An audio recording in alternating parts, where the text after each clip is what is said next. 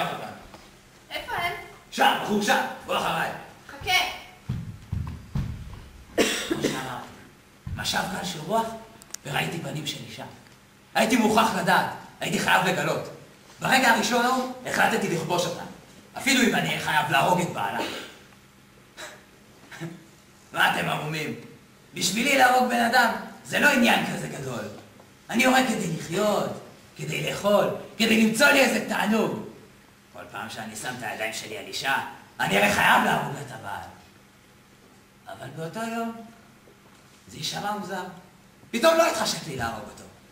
אמרתי לעצמי שאם פעם אחת אני אצליח לכבוש אישה בלי להרוג לה את הבעל, זה יכול להיות ש... אז חשבתי איך להפריד אותה ממנו ולהישאר איתה לבד. זה היה פשוט, הוא היה חמדן כמו כולם.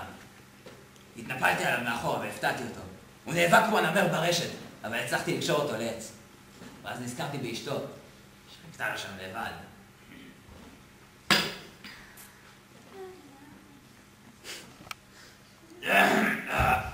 בעלך, הוא בוחר מה הוא רוצה לקחת, זה ייקח לו קצת זמן. מה עשית לו?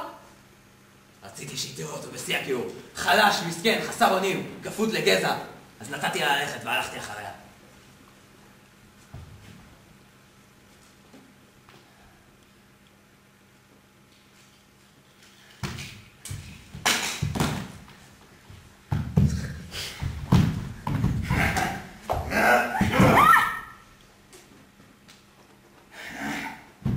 ככה תכננתי. שזה יקרה בלי חרבות. בלי להרוג את הבעל. האישה הייתה כל מה שבאמת רציתי. היו לי כבר אינסוף נשים. כשאתה חושב על זה אחר כך, אתה לא באמת מוצא ביניהן שום הבדל. אבל זאת, היה בה משהו מיוחד. הייתי בטוח שהיא צמאה אליי. שפתיים שלה בערו לי בפה. אבל כשקמתי ממנה, היא פשוט נשארה לשכב שם ובכתה. די, תפסיקי לבכות. לא פצעתי אותך, את לא הולכת למות. הנה הבעל שלך. קחי אותו ולכי הביתה. חכה, בבקשה חכה. מה את רוצה? איך אני יכולה להמשיך לחיות כשאני מושפלת ביני שני גברים? מה אכפת לך? לא תראי אותי יותר. אני תמיד אראה אותך, תמיד עד שאני אמות. תן לפחות הזדמנות לבעלי לנקום את הכבוד שלי והכבוד שלו. למה שאני אתן לו? אני מתחננת. פה זה לא מקום למשחקי כבוד.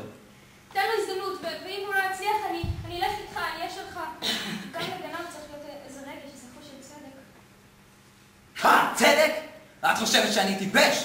שאני אתן לך לעטוף אותי במילים חמות כדי שהוא יבוא ויהרוג אותי? הרי הוא סמוראי, אשף בסייף. או שאני טועה. את בכלל מקווה שאני אהרוג אותו. זה ימצא חן בעינייך יותר? לא חסרות בחורות בעולם הזה. למה שאני אסתכן בגללך?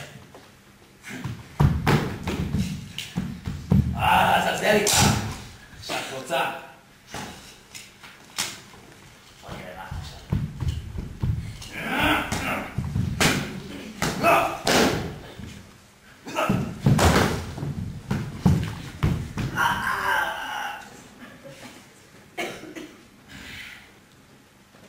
הוא היה לוחם טוב.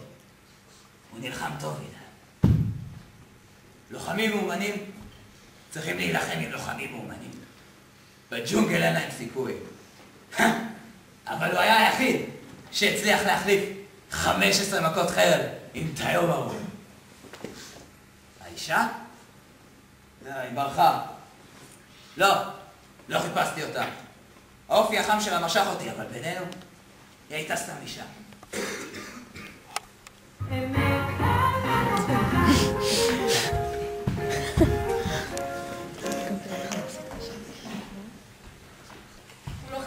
בטח שהוא לא חיפש אותה. מחר ימצאו אותה בביוב, עם הפנים למטה. לא, הוא לא הרג אותה. היא הופיעה למשפט. באמת? בחתיכה אחת? שוטרים מצאו אותה לא רחוק מהמקדש, היא הסתתרה שם. טוב, עכשיו היא לא צריכה להסתתר. עם העדות שלה והווידוי שתאמרו, עד מחר הוא יתנדל על חבל. מה זה? העורבים, הם אוהבים לשמוע על תלייה.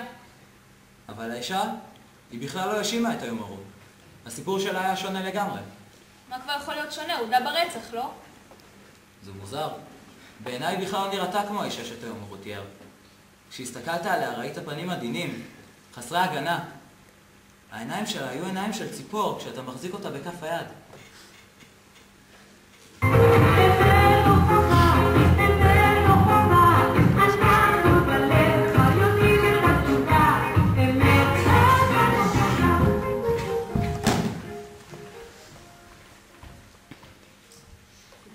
בעלי הסמוראי, מהעיר קופו. אמא שלי הייתה אחת מעובדות בבית, השפחה שלו. היא הייתה שפחה טובה, נאמנה. הרבה פעמים עזרתי לה. כבר כשהייתי קטנה למדתי לזור לו עוד לימוד חוטי זהב. ראיתי אותו והתאהבתי. אבל לא חשבתי, לא העזתי לחשוב שזה אפשרי.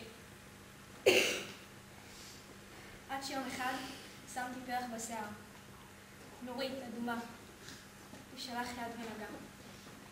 אני זוכרת איך בערו לי לחיים ואיך התייבשה לי הלשון.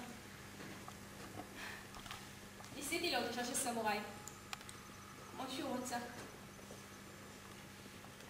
כן, כבודו, אני משתדלת להיות שלווה. אז השודד, אחרי שהוא סיים מה שהוא עשה לי, הוא הסתובב סביבי כמו איזה טווס. והבעל שלי, כמה היה נורא בשבילו להיות כפות בצורה כזאת וכל כך חסר אונים. מרו, אני זוכרת כל מילה שלו. חדה כמו סכין. היי, את יודעת מי אני? תיאור מרו! יום אחד, כשתהיי זקנה ומתפוררת, תוכלי לספר לחברות שלך שנאנסת פעם אצל תיאור מרו. בין הדייגים מלך היער. אתה אוהב חרבות, הלשון השמנמנה שלך כמעט נזלה לך מהפה. טוב, אז תיאור מרו מקיים את כל ההבטחות שלו. הנה אחר! לא, עצור! את רוצה? אני רק עושה לו טובה. אתה חייב! כן, אני חייב. חבל שגם את לא.